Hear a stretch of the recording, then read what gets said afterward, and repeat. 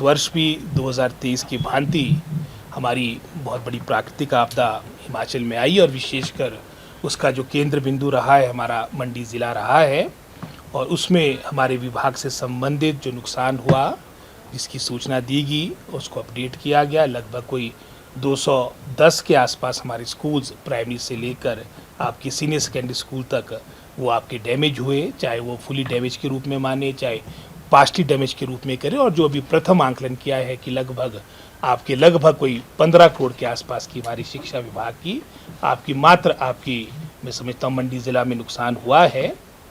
और उसमें यही निर्णय लिया गया कि व्यक्तिगत रूप से मैं स्वयं वहाँ पर जाऊँगा आने वाले मैं समझता हूँ 4-5 दिनों के अंदर हमारा कार्यक्रम, क्योंकि हमारे कुछ अभी मेले वगैरह मेरे विधानसभा क्षेत्र के पहले के कमिटेड है, उसको अटेंड करके उसके उपरांत हम विशेषकर से राज्य विधानसभा क्षेत्र हमारे शिक्षा विभाग, चाहे मेरी बात आती है चाहे हमारे HODs की बात आती है, वहाँ जाएंगे।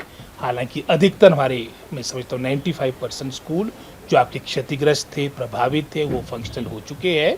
लेकिन आने वाले समय में जो क्षति हुई, विशेषकर जैसे मैंने स्कूलों की बिल्डिंग्स के बारे में बात कही है, उसके लिए कैसे वित्त पोषण हो, उसकी फंडिंग हो, उसके बारे में एक विस्तृत चर्चा हुई है। और मैं समझता इन सभी बातों को लेके शीघ्र जब हमारी वहाँ पर बैठक होगी, हम सिराज जाएंगे, उसमें सारी बातें मैं समझता एक ब्लूप्रिंट लेकर वहाँ पर जाएंगे। और हमारा प्रयास रहेगा कि शीघ्र अतिशीघ्र जो आपकी क्षतिग्रस्त बिल्डिंग्स है उसका कार्य, विशेषकर जो रिपेयर मेंटेनेंस के कार्य, कहीं पर एक कमरा डैमेज हो गया, कहीं पर आपकी बाउंड्री वॉल डैमेज होगी, कहीं पर आपकी मैं समझता हूँ सिल्टिंग के कारण, मलबे के कारण आपके स्कूल प्रभावित हो चुके, क्षतिग्रस्त हो चुके, तो जो अभी फौरी मैं समझता हूँ किया जा सकता वो हम करेंगे।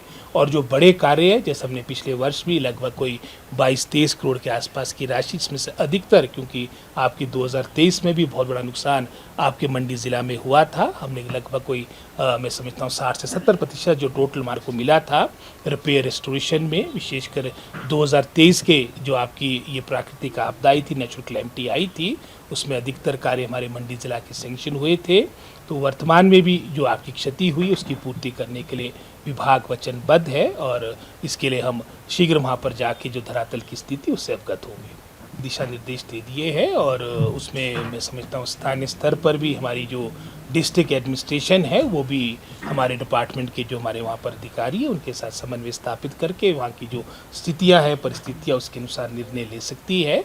और मैं समझता हूँ उसमें इस स्तर पे कोई समस्या नहीं रहेगी और वो अपने स्तर पे निर्णय ले सकते हैं। स्कूलों में छेड़छाड़ के मामले विभाग सरकार गंभीर है, जीरो टॉलरेंस के साथ हम आगे बढ़ेंगे। जहाँ पर भी मैं समझता हूँ इस तरह की बात आ रही है प्रथम स्तर पे, मैं समझता हूँ उसमें डिपार्टमेंट के द्वारा सस्पेंड वो भी जो भी अधिकारी उसमें इन्वॉल्व है, जो भी हमारे मैं समझता हूँ शिक्षक उसमें इन्वॉल्व है, उसको किया जा रहा है और प्रॉपर छानबीन की जाएगी, प्रॉपर इंक्वायरी की जाएगी और नियमों के अनुसार कार्रवाई होगी। रोहित जी जरा बताएं जो सारे विकल्प अभी खुले रखे हैं। अगर हमारी सरकारी स्कूल की बिल्डिंग जो क्षतिग्रस्त हो चुका है, वहाँ पर हमारे पास कोई सरकारी बिल्डिंग किसी अन्य विभाग की हमारे को उपलब्ध होती है जो यूज़ नहीं हो रही है, पहली तो हमारी ये प्राथमिकता रहेगी।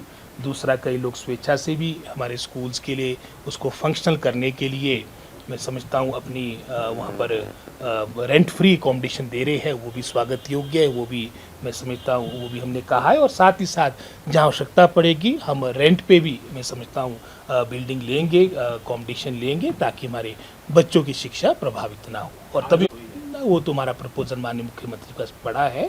हमने लगभग कुछ 600 स्कूल, जिसमें से लगभग कोई 100 से अधिक ऐसे स्कूल है जहाँ पर जीरो एनरोलमेंट है, वो पहले ही हमने अपना डिपार्टमेंट का प्रारूप प्रस्ताव CM साहब को दे दिया है। शर्मा जी पहले दोनों बातें बोल दी है, छुट्टियों के बारे में भी बोल दिया है। छुट्टियों के हमने लगभग उसका शेड्यूल भी जारी कर दिया और फिर भी क्योंकि बड़ा मैं समझता हूँ इरेटिक वेदर हो चुका है, तो हमने कुछ बातें लोकल स्तर पे, स्थानीय स्तर पर, डिस्ट्रिक्ट एडमिनिस्ट्रेशन पे भी छोड़ी है। जहाँ इस तरह की परिस्थितियाँ बनती है, आपदा की बात बनती है, अपने स्तर पर निर्णय ले सकते हैं।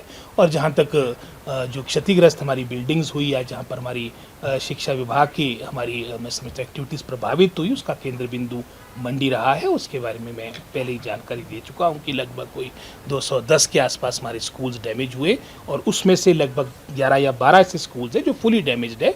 उसके अलावा जो संख्या बनती है वो आपकी पार्शली डैमेज्ड है, आंशिक डैमेज है।